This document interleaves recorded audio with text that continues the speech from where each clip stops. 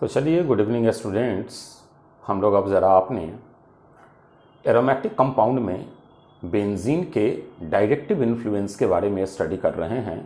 ये क्या है डायरेक्टिव इन्फ्लुएंस, पहले ज़रा इन बातों को समझें। तो अभी तक हम लोगों ने बेंजीन के इलेक्ट्रोफिलिक एरोमेटिक सब्स्टिट्यूशन में 4 मैकेनिज़्म को ऑब्जर्व कर लिया है या रीड कर लिया है।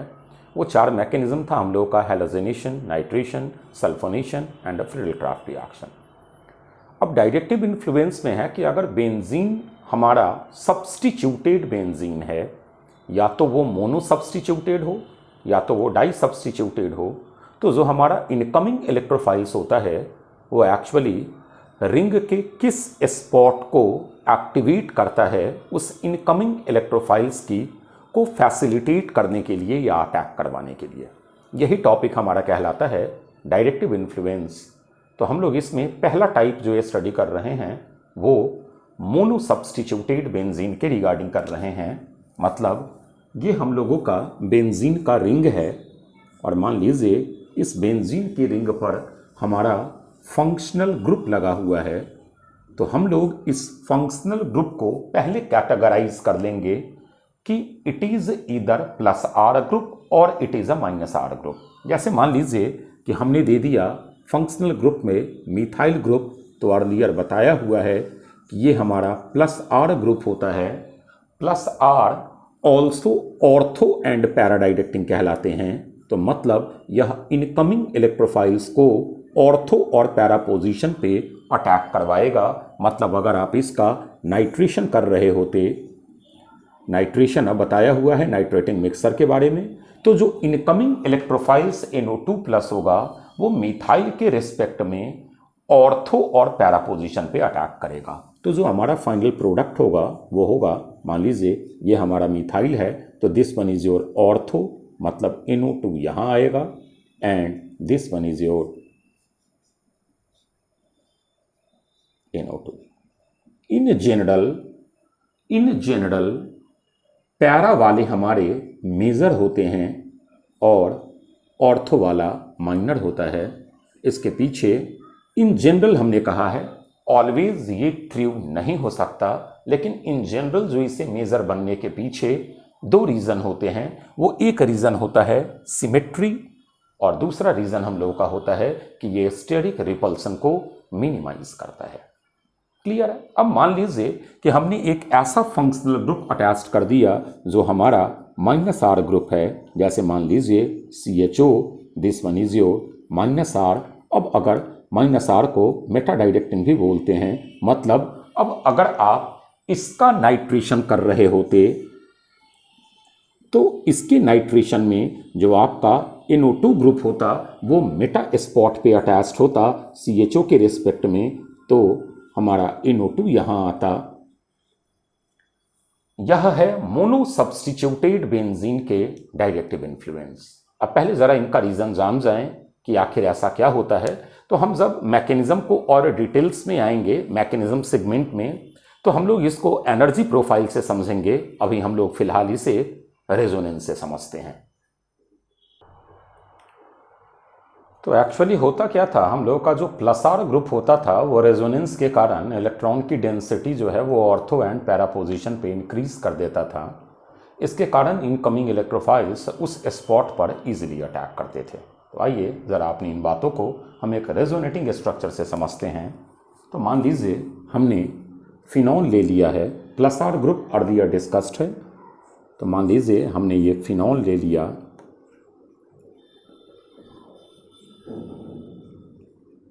अब अगर इस फिनॉल का आप रेजोनेंस बनाइएगा तो लोन पेयर इलेक्ट्रॉन रिंग की तरफ आते हैं और पाई बॉन्ड नेगेटिव चार्ज में कन्वर्ट होता है। तो आप देखिए प्लस चार्ज,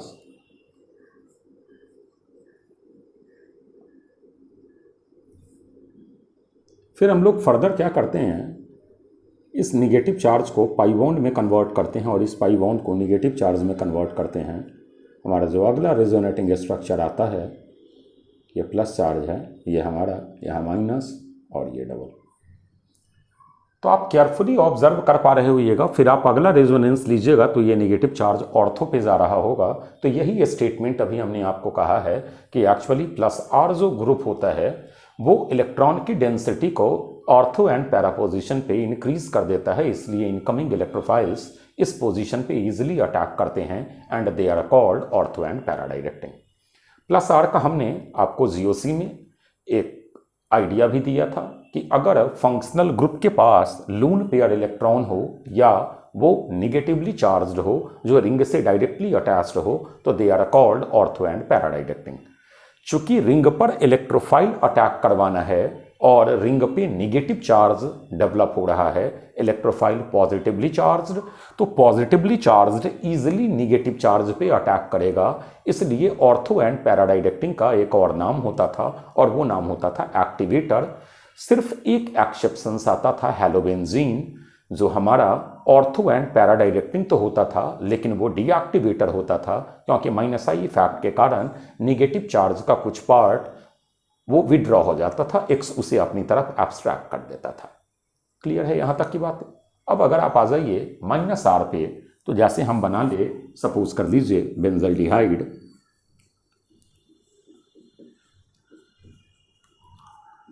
तो बेंजल्डिहाइड में क्या होगा, ये वाला पाई बॉन्ड अपवर्ड जाएगा टुवर्ड्स फंक्शनल ग्रुप और ये वाला पाई बॉन्ड ऑक्सीजन की तरफ जाएगा, तो बना हमारा HCO minus double bond plus. अब यहाँ देखिए प्लस चार्ज ऑर्थो पे डेवलप हो गया और अटैक आपने इलेक्ट्रोफाइल को करवाना है, तो अब इस स्पॉट पे तो इलेक्ट्रोफाइल अटैक करेगा नहीं। फिर आ जाइए, अगर आप अगले रेजोनेटिंग स्ट्रक्चर पे आइएगा तो ये वाला यहाँ जाएगा और इसका जो रेजोनेटिंग स्ट्रक्चर आएगा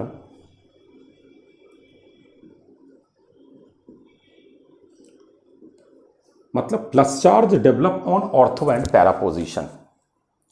इसके कारण हमारा क्या होता था कि इलेक्ट्रोफाइल्स इस स्पॉट पे अटैक नहीं करते थे और मेटा पर कोई चार्ज डेवलप नहीं होता था, तो वो इजीली मेटा पे अटैक कर जाता था। अलग बात है कि रिंग पर पॉजिटिव चार्ज डेवलप है और अटैक भी आपने इलेक्ट्रोफाइल को करवाना है, इसलिए दे आर कॉल्ड डीएक्टिवेटर्स। और हमने आपको अर्लियर बताया था कि जितने डीएक्टिवेटर्स होते हैं वो सारे मेटा डायरेक्टिंग होते हैं। अगर आज के बाद कोई आपसे पूछे कि why meta directings are also called deactivator, तो आप बताएंगे कि भाई ऑर्थो एंड पैरा पोजिशंस पे पॉजिटिव चार्ज डेवलप होने के कारण इनकमिंग इलेक्ट्रोफाइल्स को अटैक करवाना, क्योंकि पॉजिटिव के बीच रिपल्सन होगा, समवॉट डिफिकल्ट होता है, इसके कारण दे आर कॉल्ड डीएक्टिवेटर्स। तो उम्मीद करें मोनोसब्स्टिट्यूटेड जो हमारा एक बेंजीन का रिंग है, उस मोनोसब्स्टिट्यूटेड बेंजीन में अगर आपने इनकमिंग इलेक्ट्रोफाइल्स को अटैक करवाना है तो आपको स्पॉट समझ में आ गया होगा कि भाई हम इनकमिंग इलेक्ट्रोफाइल्स को किस स्पॉट पे प्लेस करते हैं। क्लियर है? यहां तक की बातों में कोई दिक्कत नहीं है। अब प्रॉब्लम हमारे लिए कहां से स्टार्ट होती है अगर बेंजीन का रिंग डाई सब्स्टिट्यूटेड हो, तो हम लोग आते हैं डाई सब्स्टिट्यूटेड बेंजीन रिंग में।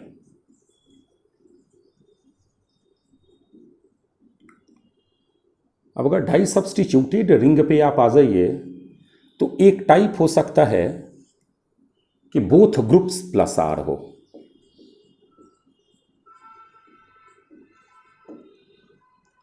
अगर दोनों ग्रुप प्लस आर है तो स्ट्रांगली एक्टिवेटर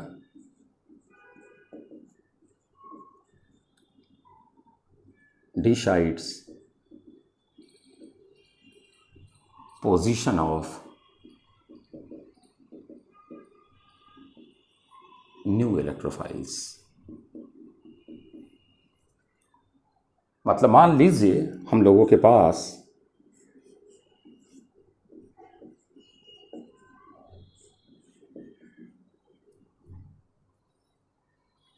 और हमें मान लीजिए इसका करना है नाइट्रेशन।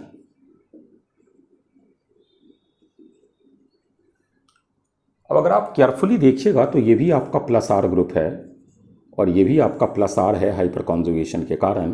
तो जो स्ट्रांगली एक्टिवेटर होगा, तो स्ट्रांगली एक्टिवेटर OH होता है, तो OH डिसाइड करवाएगा न्यू इनकमिंग की पोजीशन को। एक और चीज़ याद रखिएगा, दो के बीच में अगर एक स्पॉट खाली हो तो उस स्पॉट पर रेयरली इनकमिंग इलेक्ट्रोफाइल्स को प्लेस्ड करवाना चाहिए, क्योंकि वहाँ प्लेस्ड करवाने से एस्टेरिक हिंड्रेंस इंक्रीज हो जाता है।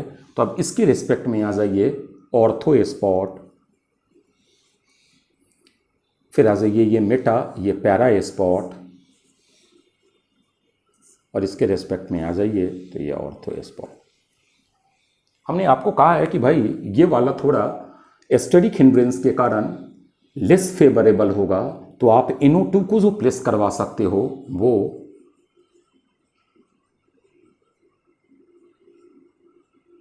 या तो आप यहां करवा दीजिए या तो आप यहां करवा दीजिए। क्लियर है? उम्मीद करें ये वाली बात समझ में आ गया होगा। अब सेकंड टाइप पे आते हैं कि एक अगर प्लस आर हो और एक अगर माइनस आर हो, तो डिसाइड प्लस आर करता है।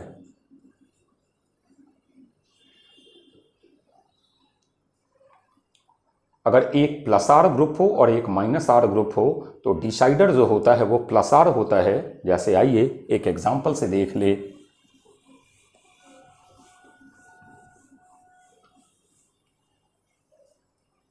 मान लीजिए हम लोग का एक एग्जांपल है NO2 और OH, और हमने इसका नाइट्रेशन किया हुआ है, तो ऑब्वियस सी बात है कि जो डिसाइडर होगा वो OH होगा, and OH is ortho and पैराडाइडेक्टिंग।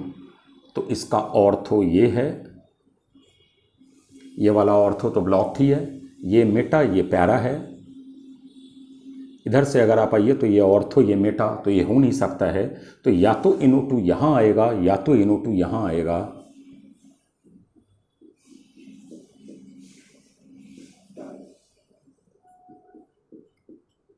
या तो आपका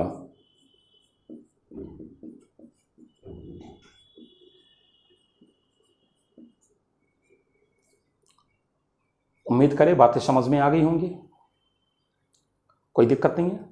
अब आइए तीसरे टाइप पे आते हैं कि अगर मान लीजिए दोनों ग्रुप हमारा माइनस आर हो, तो बोलता है कि अगर दोनों माइनस आर है तो इनकमिंग इलेक्ट्रोफाइल को प्लेस्ड करवाना काफ़ी डिफिकल्ट होता है, क्योंकि माइनस आर वैसे ही डीएक्टिवेटर है। मतलब जब वो एक प्रेजेंट है तभी डीएक्टिवेट करेंगे, और अगर दो दो माइनस आर ग्रुप प्रेजेंट है तब वो हाईली डीएक्टिवेट करता है रिंग को, तो इलेक्ट्रोफाइल को प्लेस्ड करवाना डिफिकल्ट होता है। लेकिन तब भी अभी हम एक टेबल देते हैं, इस टेबल के अकॉर्डिंग आपका न्यू इनकमिंग इलेक्ट्रोफाइल्स अपनी पोजीशन को प्लेस्ड करता है।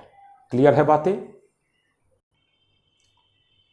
तो आइए टेबल को केयरफुली अगर आप देखिएगा तो ये जिस पैटर्न को फॉलो करता है वो NR3+, NR2H+, NRH2+, NH3+, फिर NO2 आता है, NO2 के बाद CF3 आएगा, मतलब CX3, उसके बाद साइनाइड, सल्फेनिलिक, एल्डिहाइड, कीटोन, CF और कार्बोक्सिलिक एसिड है, एसिड हैलाइड, फिर एस्टर, फिर एनाहाइड्राइड, फिर अमाइड। एस्टर में एक चीज़ हम आपको अर्लियर बताए होंगे कि जब कभी भी एस्टर में बच्चे बहुत ज़्यादा गलती करते हैं। अगर मान लीजिए एस्टर ऐसा है तो ये हमारा माइनस आर है, लेकिन अगर एस्टर ऐसा है तो ये हमारा प्लस आर होता है। तो हम माइनस आर एस्टर ये बोल रहे हैं। क्लियर है? उम्मीद करें बातें समझ में आ गई होंगी। जैसे एक एग्जांपल लेते हैं, मान लीजिए हमारे पास एक क्वेश्चन आ गया, CnCHO, और हम इसका नाइट्रेशन कर रहे हैं। अब अगर आप टेबल को देखिएगा तो Cn जो है वो ज़्यादा है एल्डिहाइड से, तो Cn डिसाइड करवाएगा न्यू इनकमिंग इलेक्ट्रोफाइल की पोजीशन को, and it is a Meta directing. तो ऑब्वियस सी बात है कि जो NO2 है वो Cn के रेस्पेक्ट में मेटा पर आएगा, मतलब इस स्पॉट पर आपका NO2 लगेगा, Cn CHO और NO2। उम्मीद करें यहां तक की बातें समझ में आ गई होंगी, कोई दिक्कत नहीं है यहां तक में। आइए एक अगली बातों पे आ गए। हमारा D जहां जहां लिखा हुआ है, D का मतलब डोनेटिंग, डोनेटिंग का मतलब प्लस आर, और W जहां जहां है वो विड्रॉइंग मतलब माइनस आर। हमने 5 यहाँ स्ट्रक्चर लिखे हैं और हमने कहा है कि दीज आर एंटागोनिस्टिक और नॉन कोऑपरेटिव। इसका मतलब समझते हैं। मान लीजिए ये दोनों डोनेटिंग ग्रुप है, मतलब बोथ आर प्लस आर। मान लीजिए हमारा बोथ प्लस आर है OH और CH3। आपने इसका नाइट्रेशन किया। अब देखिएगा, अगर नाइट्रेशन आप करोगे तो ये भी प्लस आर है और ये भी प्लस आर है, डिसाइडर OH होगा। OH के रिस्पेक्ट में मान लीजिए आप किसी एक स्पॉट पर डाल दिए नाइट्रो। अब देखिए इसको ये सपोर्ट कर रहा है, लेकिन CH3 के अकॉर्डिंग आ जाइएगा तो ये मेटा पोजीशन पर आ गया, जबकि CH3 हमारा ऑल्सो ऑर्थो एंड पैराडाइरेक्टिंग है, तो दैट इज वाई इसे नॉन कोऑपरेटिव बोला जाता है। यही अगर NO2 ऐसे पोजीशन पर प्लेस्ड होता कि वो इसके लिए भी ऑर्थो एंड पैराडाइरेक्टिंग बन जाता और इसके लिए भी ऑर्थो एंड पैराडाइरेक्टिंग बन जाता, तो हम उसे कोऑपरेटिव बोलते। तो वैसे ही DD है, फिर हमारा यहाँ DD आ जाए या यहाँ DD आ जाए या इस जगह पर WW आ जाए, मतलब या इस जगह WW आ जाए, तो ये हमारे माने जाते हैं नॉन कोऑपरेटिव स्ट्रक्चर्स। बढ़ा जाए आगे, कोई दिक्कत नहीं यहां तक में? चलिए, अभी गलती से नॉन कोऑपरेटिव में ये वाला स्ट्रक्चर आ गया था, इसको वहां से कट कर लीजिएगा। DD 1 और 3 पोजीशन पे ये कोऑपरेटिव होता है। जैसे आइए एग्जांपल ही देख ले। मान लीजिए OH यहाँ है और मिथाइल यहाँ है। अगर आपने इसका नाइट्रेशन किया है, HNO3 प्लस H2SO4 आपने लिया है, तो मान लीजिए इसके रिस्पेक्ट में ये नाइट्रो पोजीशन पे आए तो ये कॉपरेट करेगा OH के लिए भी और ये कॉपरेट करेगा मिथाइल के लिए भी, क्योंकि मिथाइल के रिस्पेक्ट में ये हमारा ऑर्थो पोजीशन पे है और OH के रिस्पेक्ट में ये पैरा पोजीशन पे है। तो इनको रेनफोर्सिंग भी बोला जाता है और कोऑपरेटिव भी बोला जाता है। ये ऐसे स्ट्रक्चर्स हमारे कोऑपरेटिव स्ट्रक्चर्स कहलाते हैं। नॉन कोऑपरेटिव में बेटा गलती से ये आ गया था, उसे वहाँ से हटा लेना, कोऑपरेटिव में डाल देना। बढ़ा जाए आगे, कोई दिक्कत नहीं, कुछ प्रॉब्लम देखा जाए। आइए पहले इतने क्वेश्चंस को देखें। हम लोग को इलेक्ट्रोफिलिक एरोमेटिक सब्स्टिट्यूशन करना है, मतलब चाहे वो हैलोजिनेशन हो, नाइट्रेशन हो, सल्फोनेशन हो, फ्रिल ड्राफ्ट रिएक्शन हो, कौन सी रिंग की किस पोजीशन पर ये अटैक करेगा, ये चीज़ देखना है। तो आइए देखा जाए। तो अगर इसे आप देखिएगा तो ये वाला आपका प्लस R ग्रुप है और ये वाला आपका माइनस R ग्रुप है। प्लस R डायरेक्ट करेगा, बोला हुआ है कि प्लस R और माइनस R में हमारा प्लस R जो होता है वो एक्टिवेटर होता है। तो अब ये वाला हमारा इन्फ्लुएंस करेगा और इसके रिस्पेक्ट में ऑर्थो एंड पैरा पोजिशंस। तो इसके रिस्पेक्ट में ऑर्थो पोजीशन ये है, इसके रिस्पेक्ट में ऑर्थो पोजीशन ये है, इसके रिस्पेक्ट में पैरा पोजीशन ये है। तो या तो चांस यहाँ का, या तो चांस यहाँ का, या तो चांस यहाँ का। मान लीजिए अगर ये और ये आइडेंटिकल स्पॉट बन जाएं, नॉमेनक्लेचर से डिसाइड कर लेंगे तो 2 डिस्टिंक्ट चांस है, अदरवाइज 3 डिस्टिंक्ट चांस है। तीसरा वाला मेजर होगा क्योंकि स्टेरिक हिंड्रेंस को मिनिमाइज करेगा। फिर आ जाइए यहाँ पर आइएगा, तो ये जो डबल बॉन्ड O है ये आपका माइनस R है और ये वाला जो NH है ये आपका प्लस R है। तो ऑब्वियस सी बात है कि डायरेक्ट यही करेगा। अब ये अगर करेगा तो स्पॉट एक ये, स्पॉट एक ये ऑर्थो स्पॉट और ये पैरा स्पॉट, ये और ये ऑर्थो वाला दोनों आइडेंटिकल है।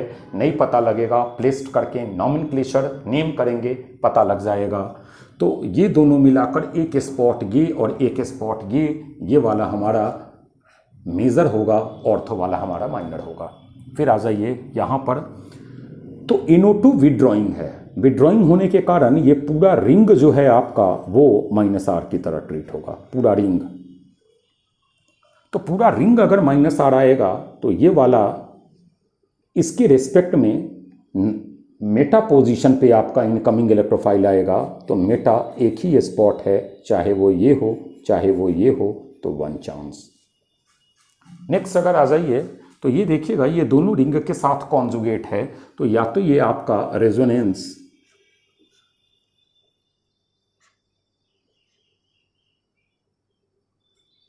या तो आप रेजोनेंस ऐसे करवाओ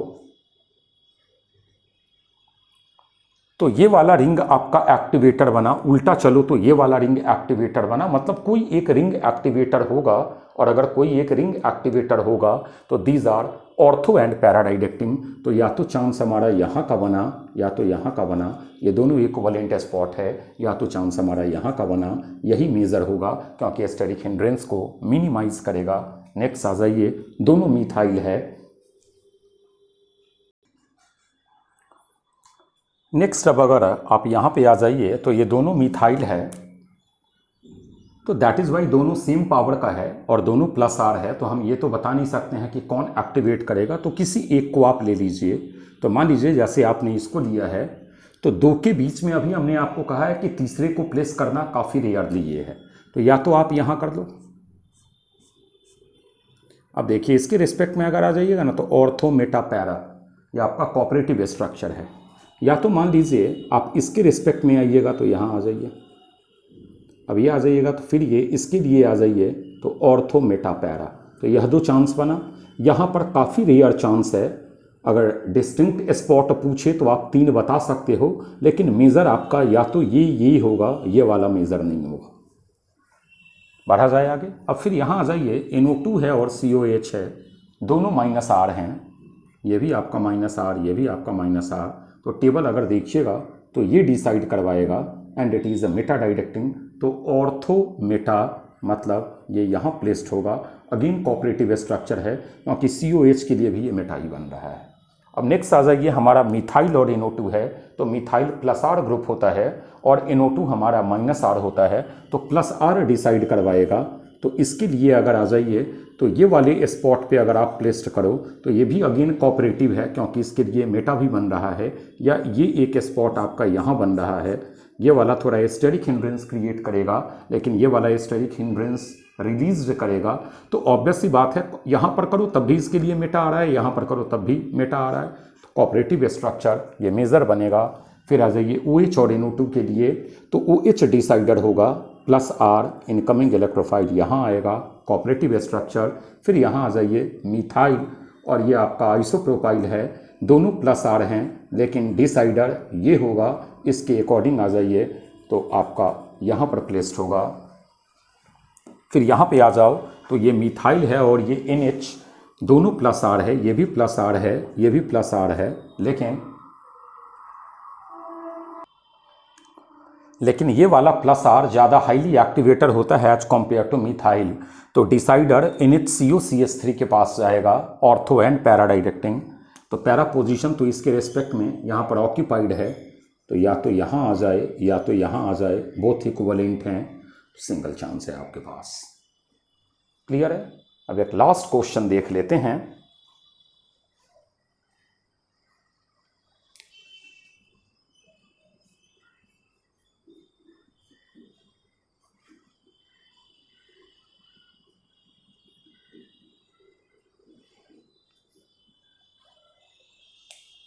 चलिए कंफर्म हो गया, ये -R है, तो ये तो डिसाइड करवाएगा नहीं। अब डिसाइडिंग फैक्टर इसके पास होगा, हाँ, तो आइए हम लोग बात कर रहे थे कि ये वाला हम लोग का एक्चुअली एज लाइट बहुत ज़्यादा प्रॉब्लम क्रिएट किए हुए हैं। तो आइए, ये वाला हम लोग का -R था, और ये जो है ये दोनों ऑक्सीजन +R हैं, तो ऑब्वियस सी बात है कि यह जो दोनों ऑक्सीजन है यही डिसाइड करवाएगा इनकमिंग इलेक्ट्रोफाइल्स की पोजीशन को। तो आ जाइए, इसके लिए आ जाइएगा तो ऑर्थो, तो या तो चांस यहाँ का, मेटा पैरा, या तो चांस यहाँ का इस ऑक्सीजन के लिए, या तो एक चांस ये है या तो दूसरा चांस ये है। इसके लिए अगर आ जाइएगा तो आ जाइए, इसके लिए आओगे तो ऑर्थो स्पॉट एक चांस ये बनेगा, ये वाला ऑर्थो बना, तो ये तो मेटा, ये पैरा ऑलरेडी ऑक्यूपाइड है। फिर इधर से अगर आप आ जाइए तो ये वाला ऑर्थो, ये वाला मेटा, ये वाला पैरा, माने किसी भी तरीके से इस ऑक्सीजन के लिए आइए तो मात्र ये एक चांस बनेगा, लेकिन ऊपर वाले ऑक्सीजन के लिए 2 डिस्टिंक्ट चांस बन रहे हैं। तो डायरेक्टिव इन्फ्लुएंस का जो एक जनरल कॉन्सेप्ट था वो हमने आपको समझा दिया है कि किस तरीके से हम लोग इनकमिंग इलेक्ट्रोफाइल्स की पोजीशन को प्लेस करते हैं बेंजीन की रिंग के अंदर। क्लियर है? चलिए, ओके, थैंक यू। फिर अगले लेक्चर पे आते हैं तो हम लोग आगे की कुछ बात करेंगे बेंजीन के रिगार्डिंग। ओके।